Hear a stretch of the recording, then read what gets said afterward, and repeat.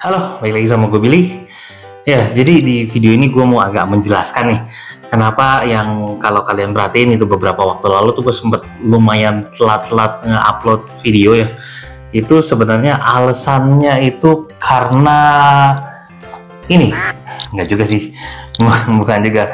Jadi ya, ini laptop gue. Kalau misalnya kalian sempat ngeliat short gue ya, kayaknya gue udah pernah tayangin gitu. Ini mati total. So ya udah, ini udah gue coba perbaikin pun ternyata tidak terselamatkan, jadi nggak bisa hidup lagi. Dan lumayan kalau mau hidup lagi katanya harus ganti mainboard yang which is itu sama aja kayak beli baru gitu ya, mahal juga. Nah itu sih bakal kita bahas nanti di video yang berbeda.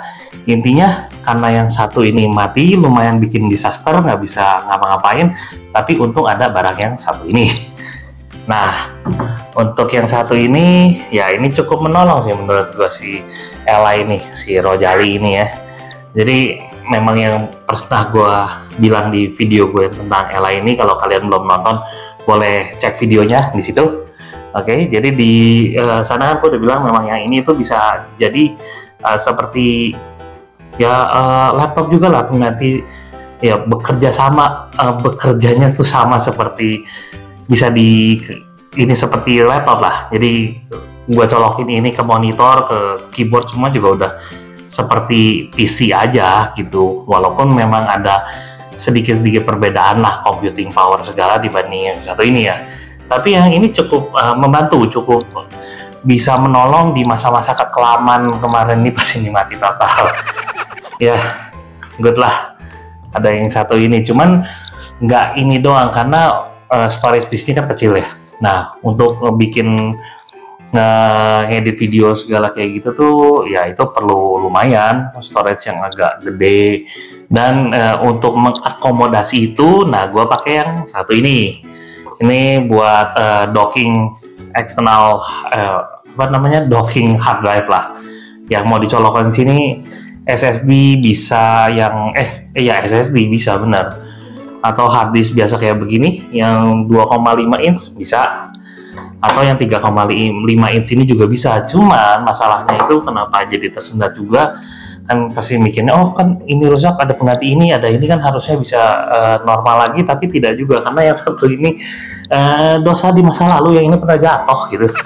Jadi somehow pas dicolokin dia suka disconnect juga, tapi ya habis disconnect reconnecting. Nah, alhasil jadi pekerjaannya lumayan makan waktu dan serem juga kalau banyak-banyak ngedit. Takutnya kan connect-disconnect itu malah jadi ngerusak si hard drive-nya. Jadi ya udah sesekali aja ngeditnya, makanya tidak terlalu bisa maksimal. Nah, alhasil jadinya gue beli barang yang satu ini. Jadi ini nungguinnya cukup lumayan makan waktu, karena sebenarnya sebelum si ini tuh sudah ada yang sebelumnya. Kemarin nih gue udah sempat beli brandnya si Orico itu. Nah gue beli di si brand itu, udah gue coba, gue pikir bisa berfungsi ya kan. Itu kayaknya kalau di marketplace itu cukup heboh tuh brand, sering banget nongol lah kalau misalnya kita nge-search docking hard drive. Nah jadi gue beli, gue coba pakai itu, ternyata memang tidak sesuai yang diharapkan. Karena error-error juga, nggak ngerti deh itu brandnya kenapa, yang pasti dia malah dipakai baru nyolok 5 menit terus disconnect, udah 5 menit terus hilang, nggak kebaca sama sekali, dan muncul error seperti ini nih di PC-nya gitu ya, di si inilah, di monitor di LI. Nah jadi ya udah, yang satu itu terpaksa gue harus kembalikan, tidak bisa terselamatkan lagi karena yang ngelewatin lebaran juga ya, jadi kontaknya agak susah. Dan ya udah, ujung-ujungnya gue putuskan untuk coba beli yang lain lagi, karena kebetulan yang satu ini dulunya bekerja baik, dan ini mereknya sama nih, yang ini Phanteks juga, Nexstar Phanteks. Jadi gue beli barang yang sama, gue harapkan ini bisa membantu gue, jadi sekaliannya gue bikin video unboxingnya di sini. Oke. Ngomong-ngomong laptop yang ini, ya udah tadi, ntar gue buat video terpisah lah kalau momennya pas.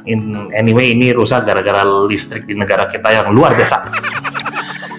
Oke, jadi yang kita balik lagi ke yang satu ini, di depannya udah ditunjukin juga, kelihatan. Sebenarnya gue mau nyari yang buat bisa nyolok apa, jadi external storage doang gitu, 2 biji.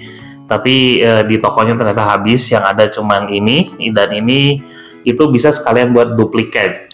Jadi misalnya kita colok dua, dia kan ada dua bay, dua port, bukan ya dia nyebutnya port atau bay ya, pokoknya dua bay gitulah buat naruh si habisnya. Nah itu bisa ngeduplikat langsung di situ tanpa harus memanfaatkan atau PC-nya nyala gitu. Nah jadi ya udah, karena yang ada ini, jadi gue udah supaya bisa kembali produktif lagi lah ya.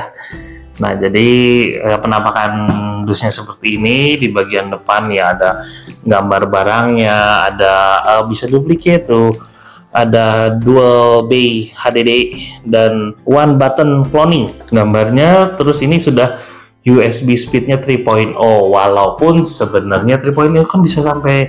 Nah kalau di belakang sini tangannya ya biasalah, ini mah ada spek-speknya di samping, colokan yang ada di belakangnya. Ini juga keterangannya lagi sama kayak di depan, mirip-mirip. Nah di belakangnya kan ada fitur-fiturnya juga. Jadi yang antar ada ditulis konten di dalam package-nya itu ada antar si barangnya, kabel udah USB 3.0, terus power adapter sama user manual. Oke, ngomong 3.0 ini kan bisa transfer rate-nya sampai kurang lebih, kalau ditulis ini 5 Gbps ya, 5 Gbps, which is oh ya, yang satu ini juga katanya dia bisa menampung up to 10 terabyte. Jadi gue nangkapnya di sini dua harddisk yang dicolokkan ini total 10 terabyte gitulah yang terdeteksi ya.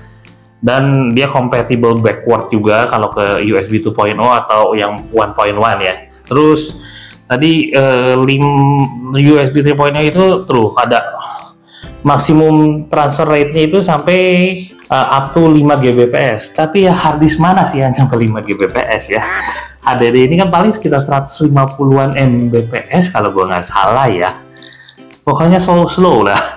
Even SSD sendiri aja, SSD yang begini NVMe, bukan SSD kayak gini cuma sampai 500-an Mbps ya. Kalau mau nyampe GB-GB-an kan itu mesti NVMe ya, which is ya sudah lah ya. Speednya gue pun nggak ngetes karena anyway nggak bakal nyampe juga. Yang penting ntar ditesnya bahwa dia bisa nyala, bekerja, dan bisa membaca. Untuk cloning, I'm so sorry karena gue nggak punya harddisk kosong buat ngetes cloningnya. Jadi gue nggak bakal nge-clone. Paling nanti dites bahwa ini bisa bekerja, bisa nyala ya. Oke, anyway kita buka langsung. Di dalamnya ada yang pasti barangnya. Oke. Kita bahas barangnya in a moment. Taruh samping dulu. User manual yang tadi disebutin. Yang penting-penting nggak penting. Kalau ada masalah baru cek sini. Itu gua. Tapi jangan ditiru sih. Kalau kalian mau baca juga, ya it's a good thing juga. Oke. Nah, ini kelengkapan lainnya. Ini kabelnya tuh. Kabel untuk yang 3.0 USB high speed nih, mantap juga sih dia karena tadinya colokan adaptornya kayak begini, colokan yang 2 garis, colokan US atau mana ya kayak gini ya, pokoknya gitulah US. Cuman dia udah kasih konverternya sekalian. Terima kasih. Good lah. Oke. Udah.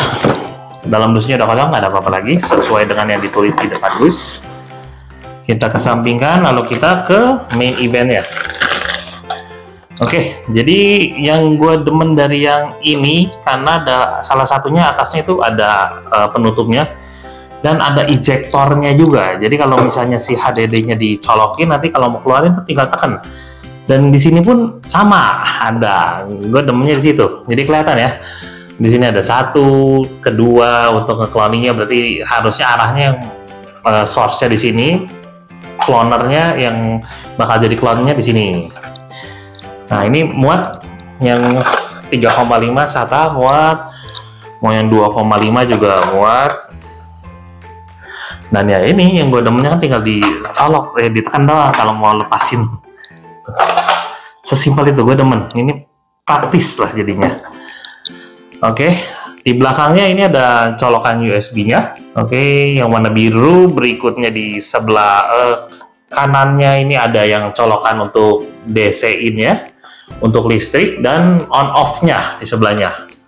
Oke, berikutnya ke depannya ini ada indikator ya, ada indikator. Ini indikatornya sebenarnya lebih ke arah untuk menunjukkan kalau lagi nge-cloning. Indikator power on-nya juga ada kelihatan, dan kalau misalnya lagi cloning ini persentasenya kelihatan, jadi nge-cloning 25%, 50, 75, 100. Nah, cuman yang agak menyeramkan setelah gua ngeliat barang ini di ujung yang berwarna hijau ini tuh tombol untuk kalau mau nge-clone, which is dia kan katanya tanpa komputer pun bisa nge-clone gitu. Nah, gua agak serem nih tombolnya kayak gini, karena ini gampang banget ketekan. Ya, alangkah baiknya sebenarnya kalau dia bisa ya switch-nya ada cetek-cetek ya untuk ini untuk storage stock atau untuk nge-clone gitu. Jadi itu akan lebih aman menurut gue. Baru ada tombolnya nih buat ngeaktifasiinnya. Tapi mungkin entah ada safety-nya seperti apa, mungkin di dalam sini akan ketemu nanti. Anyhow, kalau misalnya ini tidak ada safety-nya pun, kayaknya gue bakalan naruhin something di sini nanti ke depannya, dan gue tempelin ya selotipin gitulah ya, just in case. Jangan sampai deh kalau misalnya gue lagi pakai ini barang ditaruh gitu doang dan nggak sengaja ketekan, bubar. Oke.